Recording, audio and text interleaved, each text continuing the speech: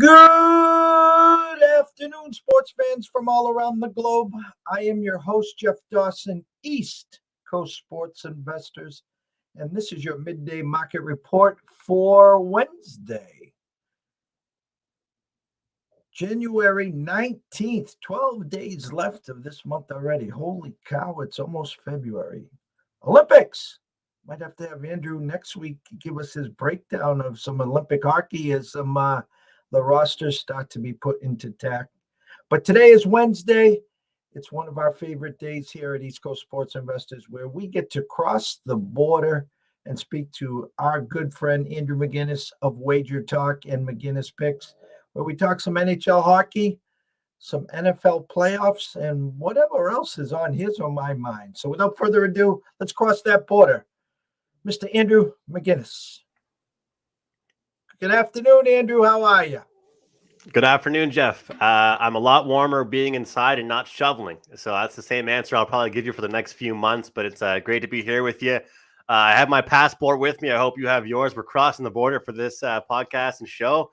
That's good to be here, man. And, you know, the thing about doing these Wednesdays, and we used to do Fridays together, is that we've had some Wednesday slates with more NHL, but then there's some slates like today with just 3 games, but 3 decent games to discuss. But looking forward to it. How you been?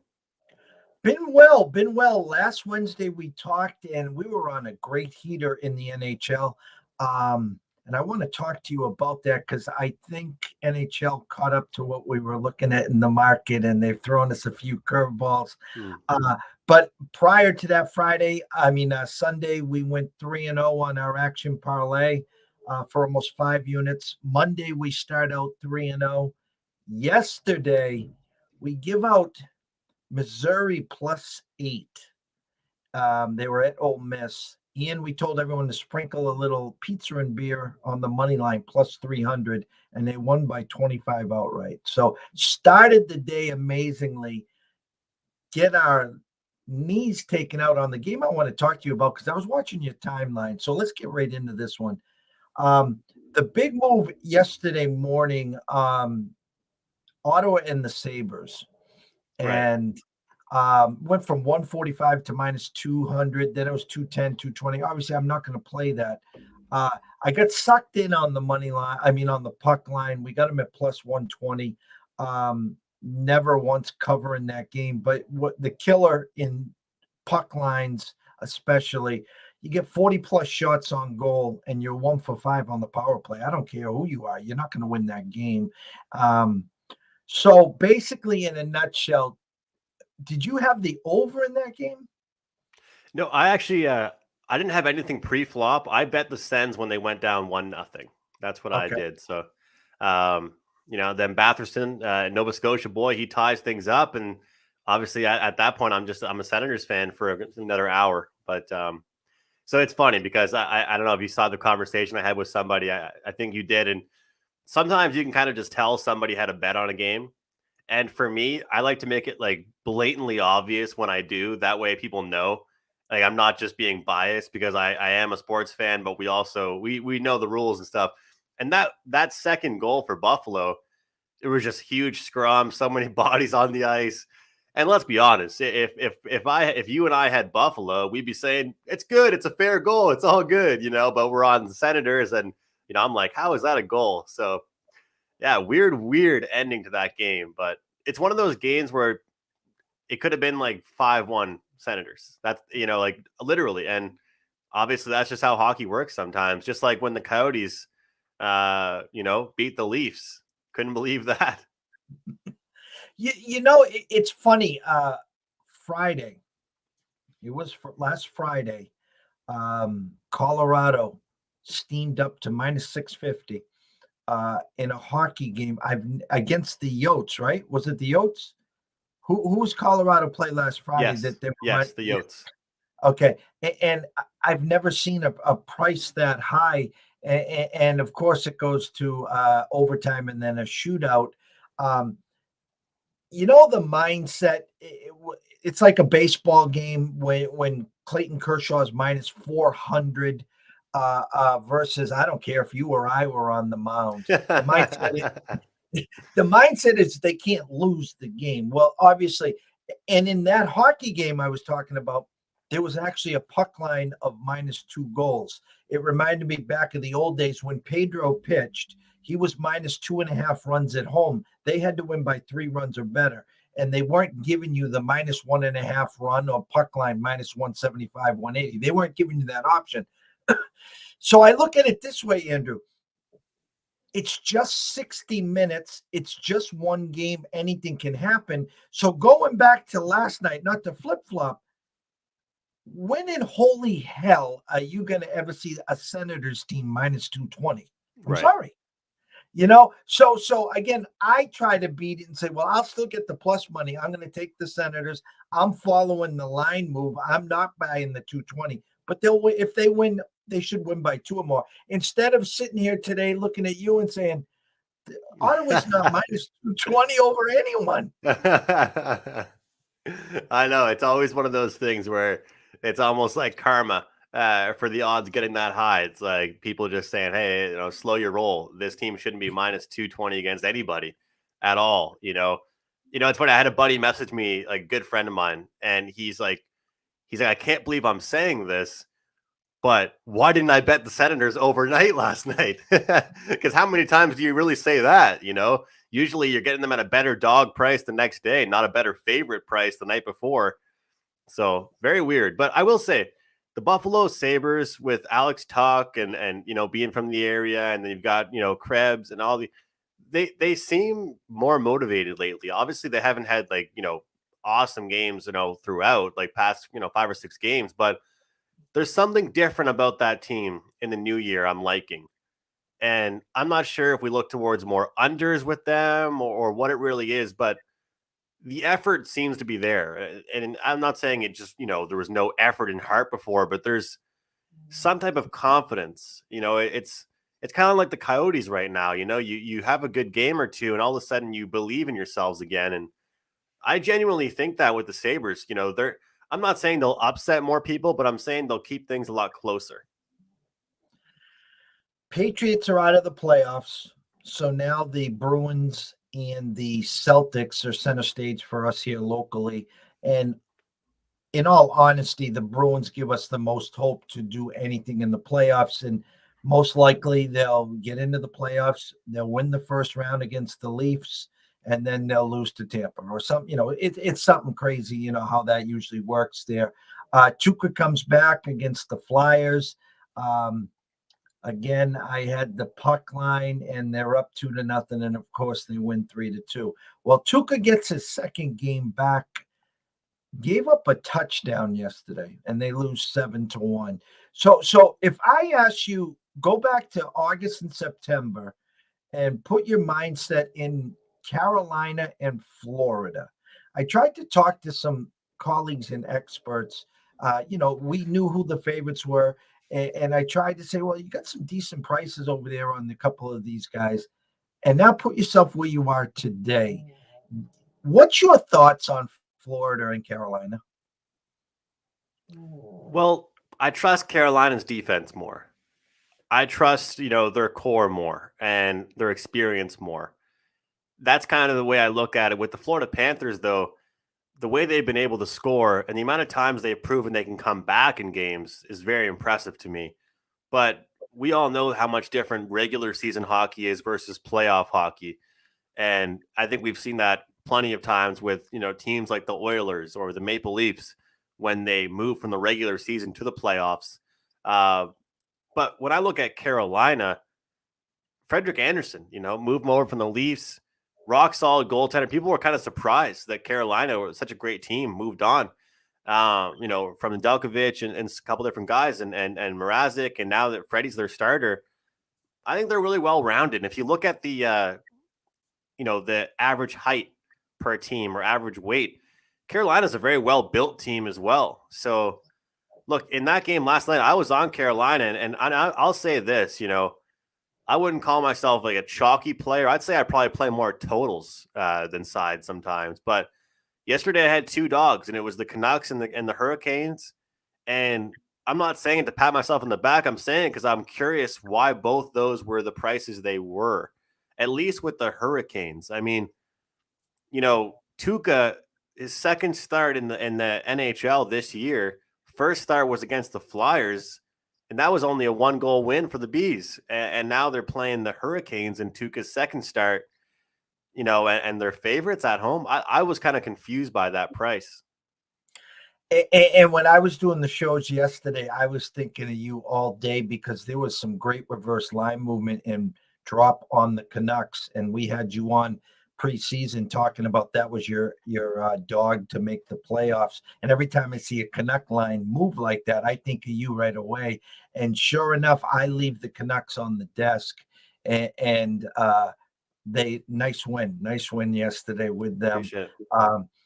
So moving forward, before we get into today's games, if you had a free $100 and they were going to give you, I don't know, 10-1, if you even wanted to go Chalk City, if I says, give us your Stanley Cup finals, you don't have to give us a winner. Give us your Stanley Cup finals today. What would you say? I think Carolina, Colorado is really possible. And I get it. That's chalky a little bit, but I think that's the best. I think Colorado pushes through this year. I believe they can. Let's be honest. I don't, even with Jack Eichel, I'm not as high on Vegas as many other people are. I don't think they're the team that, for me, I don't think Robin Lehner can lead a team to a championship. I don't think he's reliable down the stretch. Good goaltender, but I don't think he's reliable down the stretch. The West is competitive, and you hate to look at one of the favorites like that, but I gave out Carolina to clients to win the Stanley Cup, I think 4 or 5 weeks ago. I'll say this: the Pittsburgh Penguins are a team I've been really high on, and they've been rolling. And it's not just because of their offense; it's defensively. They play so well defensively. Tristan Jarry is the biggest mystery. Can he lock things down in the playoffs? He definitely couldn't last year.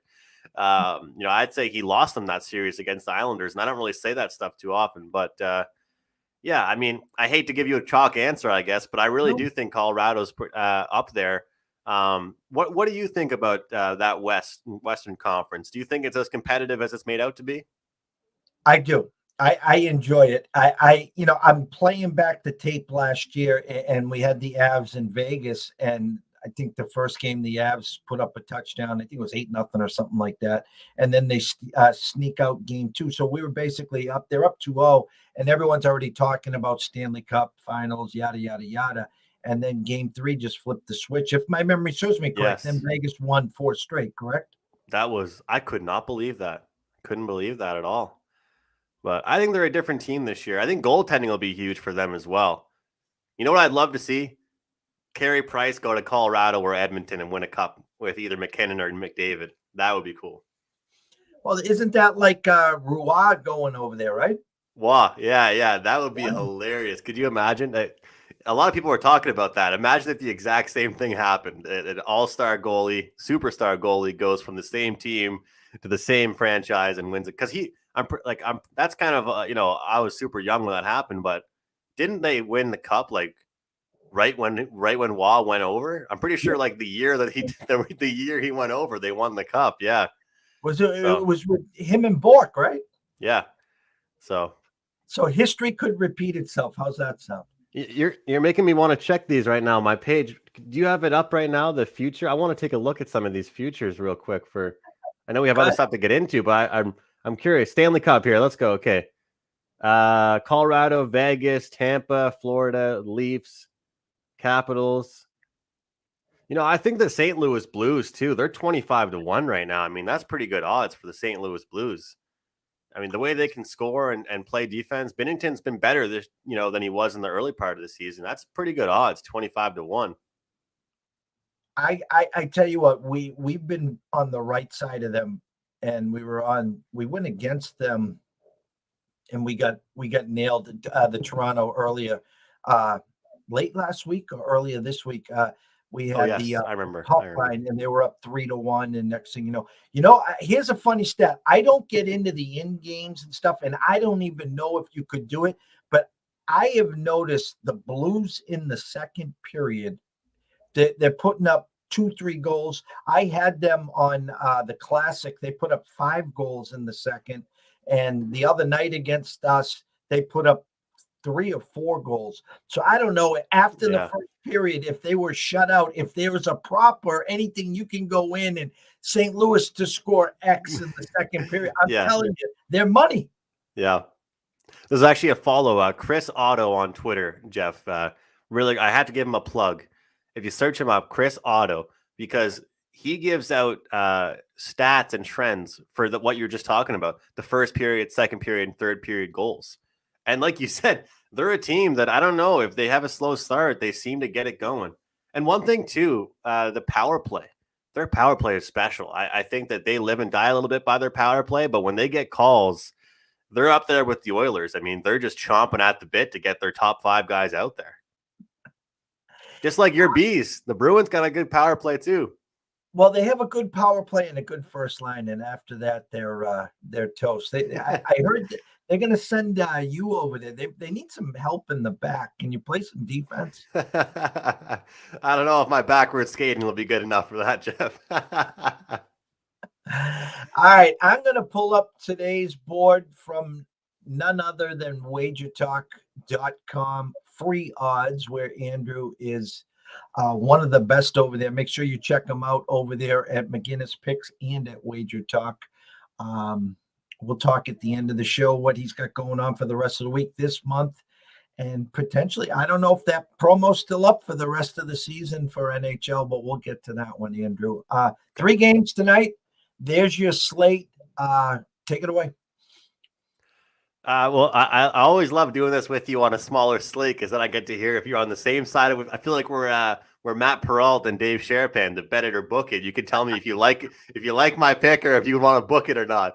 Well, look, Arizona, New Jersey, a lot of injuries for New Jersey and guys coming off the quarantine. Subban, got Jasper Bratt, Dougie Hamilton. Countless guys for them dealing with injuries. Miles Wood, I believe, Mackenzie Blackwood. I mean, there's so many guys out for them. And what I've noticed with the Devils, when this team has injuries, they're a different team. When they're healthy, they play 1,000 times better. And I know that sounds so simple to say, but some teams can deal with injuries and some teams just get all out of sort. And I feel like the Devils are one of those teams. But the Arizona Coyotes, let's be honest, they've played their best hockey we've seen in 3 years in their past 3 games. I mean, they're competing, they're playing in close games. Obviously, the second game against Colorado, they got blown out there 4-0, but they're playing some tight hockey games here, and they're believing in themselves. They're getting great goaltending. You know, I don't always do these plus 1.5s, Jeff, but I think this is a game that's applicable. I did a show with Brian Leonard earlier from Wager Talk. He was talking about this as well, and I just think this is a game where we could see some goals. We could see some goals, some injury issues for the Devils could help that with us. But I think that Arizona could hang around. And I'm always fearful of the plus 1.5 because of that empty net magic at the end. But first game up here, my pick I'll give you plus 1.5 for the Yotes. Are you betting it or booking me? God, by looking at the market, a Devil team that opened up minus 200, now 187 at Circa, I'm showing 73% of the bets, 91% of the money on the Yotes. So the line is moving correctly. You know what? I think oh my God, and it's an under over a 6. I think I'm going to bet it. I'm going to go with you there, and let's not get the empty netter there. That's the one thing that scares me. When I do puck lines, especially, I like it obviously when it's a 6 or better because in your head it's a 4-2. That's what you're kind of figuring on, and it's not 6 juiced over; it's 6 juiced under. So I like where your head is there. So yeah, I would bet that. Awesome. Happy to hear. And it's definitely, I'll be honest, it's not my favorite game of the night. Let's be real. Toronto, New York. You know what? Shesterkin has hurt me in the past. It's tough to take an over with this guy, but the situation just adds up here. I mean, the Californian road trip, they're playing in Las Vegas, San Jose, Anaheim, all these, teams out west. Then they come back, they go to Philadelphia. Now they're back home. What kind of team would you want to play in your first game back after a road trip that was very up and down than the Maple Buds? I wouldn't want to play them my first game back at home. And the Maple Leafs have been kind of looking like their old selves again. Like you mentioned earlier, that game against the St. Louis Blues. I mean, I don't think a defensive coach is too happy about that one. That's for lack of better words, a shit show game. I mean, that was just a pond hockey type game. I'm on over 5.5 here. We've got Campbell, Shesterkin, two of the top goalies in the league, and goals saved above average. We're getting the 5.5 for a good reason. But I think we're going to get two teams that play some sloppy hockey, but some goal scoring hockey tonight, and hopefully get me over the 5.5. Shesterkin is a brick wall, but sometimes the bricks get a little loose, and hopefully that's tonight. And I tell you, you're looking at about a 60% on the tickets on the under, and they're showing here 96% of the bets of the money coming in is on that under. An opening of 6, but it has to drop to 5.5, and juiced over -115. Kind of one of those. You're really walking on thin ice, no pun intended. If you ever bet an under with Toronto, anyways, you just don't know. I mean, they can score 3 in a heartbeat, and they can give up 3 just as quick. I'm telling you, hockey is a funny sport, because when you get the first goal and you're 1-0, you're already counting your money like, yes, I'm on the right side. We got the win, right? And then you leave the office, you run a couple errands, you make a quick sandwich, you get back to the desk, and you're down 3-1, and you're like, game's over. But there's just such flow, ebb and flow. Power plays. Again, I talked when we started this show. You can't go 1 for 5 on a power play. I'm sorry, you're not going to win a game. I mean, when the power play is clicking and on all cylinders, whoever the team is, I mean, I talk to you at length every time I go against Washington, and first goal by Ovi, second goal by Oshie, and it's thanks for playing. I mean, it's clockwork. Yes. And so it's tough, a high-powered offense to go on and under. So I agree with you there as well. The last game on the board here, Colorado, we were just talking about them at Anaheim. When it looks too good, it usually is too good. But I want to point out here this, Andrew, is Colorado opened up -270. They're getting 66% of the bets. They're getting 83% of the money, but their line dropped 45 cents. Yeah. So when you see stuff like that and you go in to analyze the game itself, and then you see the market, how do you process that? I definitely factor it in, but I'll say that a lot of times when I see that, it doesn't usually put me on the other side. It just makes me pass.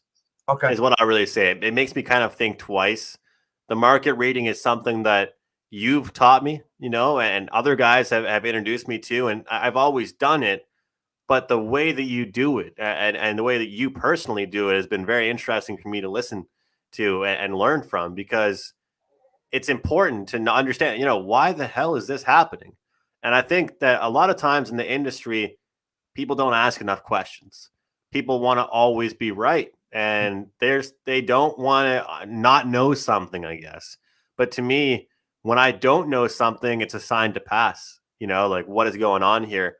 I will say, for the viewing audience, 8-2 last 10 games for the Colorado Avalanche, straight up, and also 8-2 to covering their team total in their last 10 games as well. I mentioned it, I think, a couple times on your show. When you're betting a team like Colorado, or even a team like Vegas, when you're betting on them at this moment, you might as well take their team total. If you're a money line player and you see a -250, when you can get a -120, 125 on over 3.5 team total, that's where I'd recommend going in a lot of these type of spots here. And I I got to pat myself on the back a little bit because on your show a couple weeks ago, I said Anaheim missed the playoffs at minus 140. That line's now up to minus 250 at FanDuel Sportsbook. And they're just slipping away here. So, people are saying it's a flat spot for Colorado. They're one of the best teams in the league at home, but they actually have a losing record on the road. So we'll see if they can get it together. I'll tell you, I actually have kind of a lean to the under in this game. As much as I mentioned that team total over for Colorado, I think Anaheim goes back to old Anaheim. There was a time and place in this league where I was scratching my head saying, oh my God, is this Anaheim team finally an over team? And that lasted for about a month. And I think they're going to come back to earth and be a 2-1 type team. What are your thoughts on that?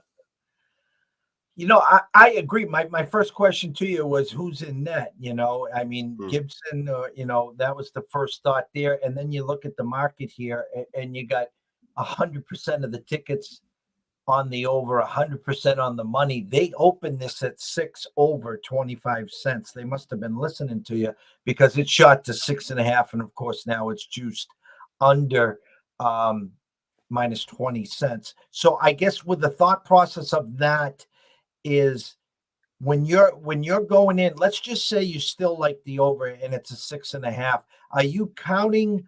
Because I saw this on your timeline. I think it was last week. You had an over and only one of the teams showed up.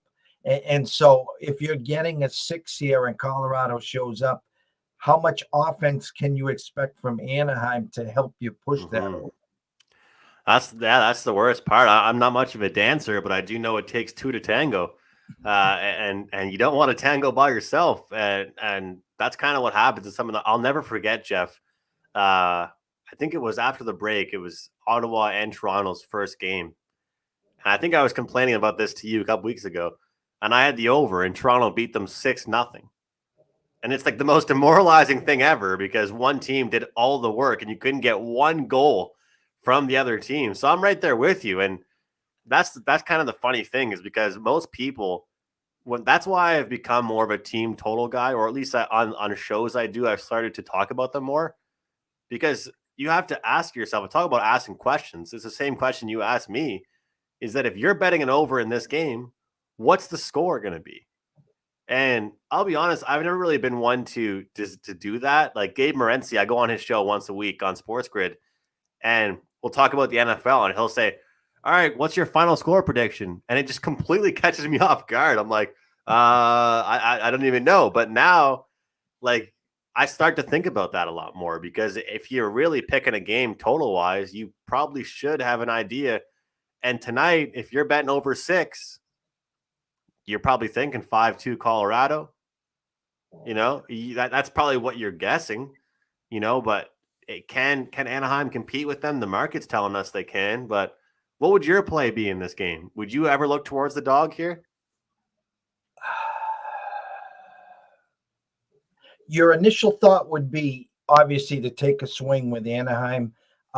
You see in the line movement, there's reverse line movement there, but I've noticed in the NHL, especially, is when they're dropping these big favorites like that up from the road, and you're going to gravitate towards the home team, that they're not coming in. So if you were to lean Anaheim, like you were talking about with the Yotes, I would almost think that if you liked Anaheim here, you'd take a look at the plus goal and a half and pray. Yeah. Because again, are the Ducks and under correlated though? Would you agree with that? Ducks and under are correlated. 100, because they're not gonna beat a Colorado team 5-4.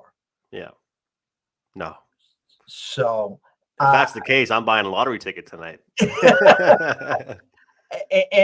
and I want to go to the football because we're in the playoffs here, and I wanted to get your opinion. I mean, I know, there's 4 games, and let's get this switched up. And I'm going to give you a quick little 2-second.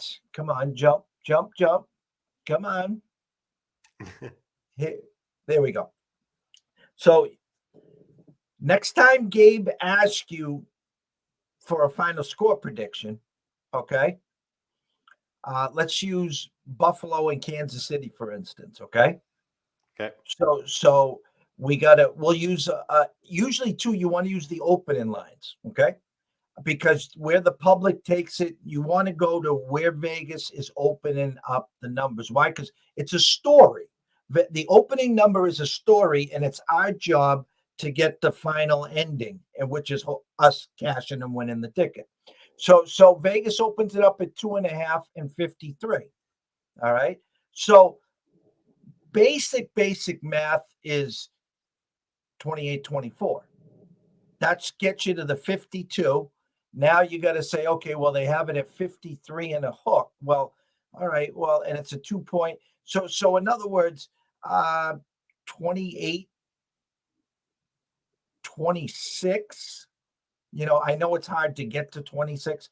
So if he ever catches you off guard, focus in on those opening numbers. Check out the spread with your over under, and just do some real quick basic math, and then you can snap out an answer like that, and then you look like a hero. I remember you taught me that with the CFL. Even we were looking at that, and it's easy to kind of say what the odds makers are thinking the game will look like. I was telling him I like the under in the Rams and Tampa Bay game and the Bucks game. I expect a heavy run game from both teams in that game. And I was like, well, what's the score going to be here? We got 48 as the total, So you look at it, and I guess doing what you were just talking about here, looking at the spread being 3 and it being 48 here, do you agree with me on that under? Or are you looking more towards the over in this game? Well, they played once this year in LA. And if my memory serves me correct, I think it just snuck over, but it was a game dominated by the Rams.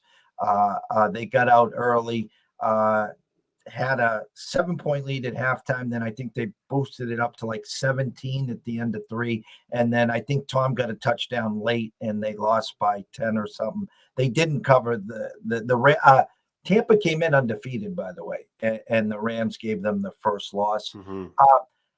With all the favorites coming in last week, but the Niners, Vegas has set this weekend up where their opening lines are almost daring you to take all the favorites again. And yes, and I tell you what, I think Vegas really made a statement on the Buffalo, Kansas City. You got a Kansas City team that has been to the Super Bowl the last 2 years, and they're home. Now, Buffalo came in there earlier this year and waxed them. And a Buffalo team that never used their punter against the Patriots. Crazy.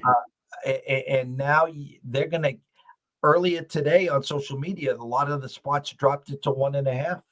Circa dropped it to 1.5. Win bets down to 1.5. So I'll say, everyone listening and watching this show, if you're a Kansas City fan, you might want to take a look at the money line. I would probably say at 1.5, you're probably looking around 125, 127, somewhere like that. And people will say, well, Jeff, why would you do that? Well, if it lands on 2, and if it lands on 1, 28, 27, because they were giving you a 53, don't come running here, because I'm one of those guys. I'm not going to watch a game, invest my time, my effort for 3.5 hours to get a push. I'm either going to win or I'm going to lose. So when they're giving you short numbers, I'm always one of those guys, just win, baby. And that's where I am. And so in a playoff game, in a situation like that, I'm right there with you. Maybe not every single game in the regular season I'd bet like that, but in a playoff game, to me, it's a little bit different. Does that make any sense, or do you think it should be the same way throughout? I look at things a little different come playoff time. Well, you think the stakes are up. I mean, again, it's win or go home. I try to be as consistent as possible. So for instance, you could get a 2.5 out there, right? And the money line's 160. So if I give out a 160, I will always tell everyone, hey, the risk button is your best friend. So if you think the juice is a little too high, okay, we're still sticking to the money line. Just risk your normal investment. So if it's $100, you risk that $100 there. I'm going to give you one tidbit, and then I want you to give the listeners your favorite play for the weekend. Okay. But I want to ask you this question, okay? I think the winner of the Buffalo Kansas City is going to the Super Bowl. Okay. Not that I don't believe in Joe Burrow in Cincinnati, not that I don't believe in Tennessee, but I think either Buffalo or Kansas City, if they got to go into Tennessee, they're going to be a pick 'em, maybe a slight favorite, or maybe a 1 point underdog. So here's what I've been floating out all week, and I want to see if you agree. You can get Kansas City plus 400 right now to win the Super Bowl. You can get Buffalo plus 450 to win the Super Bowl. My guys have preseason tickets already on the Niners to win the NFC and the Niners to win the Super Bowl. We floated before the playoffs started the Packers plus 375. Some got it at 350. And that's only by default, I'm saying. I don't believe in the Packers. It's by default. So my question to you is this: is if you had a side on the Buffalo Kansas City game, you had a crystal ball, would you take the one unit or would you take the plus 400, plus 450 and try to get to the Super Bowl? Like, as in, would I bet the side at all, or would I just take that future? Is that what you're saying? Well, I guess where I'm going with this is, if you like Kansas City, right? If you like Kansas City to win against Buffalo, it's going to be harder to beat Buffalo at home, I think, than to go to Tennessee, let's say, or if Cincinnati. Yes. This is very applicable for the MLB playoffs we saw this past postseason. You know, if you like this team in Game 4 tonight, maybe take a look at the World Series future or something like that. I agree with you. I'm right there with you. I apologize. Was just a little bit confused there. I thought you were saying because I heard somebody else say the other day that if, let's say, you played Buffalo on the side and you also put a half unit on the other team to win the Super Bowl, you could still come out on top because of the way the odds were. That was more so for last week than this week. I thought you were kind of saying hedging in some way, but I agree. I think I'll tell you what, both these teams have a very interesting story because both these teams didn't play in a close game last week. I mean, I was so excited. You know, I was telling my girlfriend, telling the family, I'm looking forward all week. You know, get some snacks. I went to the store, got some beer, and watched some good games. What was a good game that last weekend? What was really a good game? You know, and yeah. And maybe the Raiders almost came back. You don't really know. But look, Buffalo looked real good. Obviously, didn't use their punter. But New England's defense looked worse than I saw all season long with them. Buffalo figured them out. They played really well. Kansas City, to me, the weapons that they have. Look, I love that picture and video of Diggs watching Kansas City celebrate last year. And I believed in Buffalo last year, but there's something about how KC struggled, ATS wise at least, at some points this season, that it kind of makes me think, you know what? They went through some adversity. And I know that might sound kind of foolish. They struggled ATS, but they didn't beat some teams as much as they should have, I guess. You know, like they went through adversity in their own way. And so I think KC wins this game. You know, I think Josh Allen has been outstanding. The way that he can pinpoint passes is incredible, but I'm not so sure Buffalo can contain Travis Kelce. I don't. I think Travis Kelce yards, Travis Kelce to score a touchdown. I think he's the difference in that game, and they're playing at home. Buffalo's a young team. The future is bright for them. And I'm sure you'll get a kick out of me saying this. I'm not a Patriots fan. I'm a Packers fan. But the Buffalo Bills fan base, they cheered last week like they just won the entire world, series, the Super Bowl, everything. They just won the gold medal at the Olympics, and that to me, I don't know. Like, I'm not trying to sound like a hater because I don't have anything against the Bills, but doesn't it feel like that beating the Patriots with no more Tom Brady being there just was like the best feeling in the world for the Bills?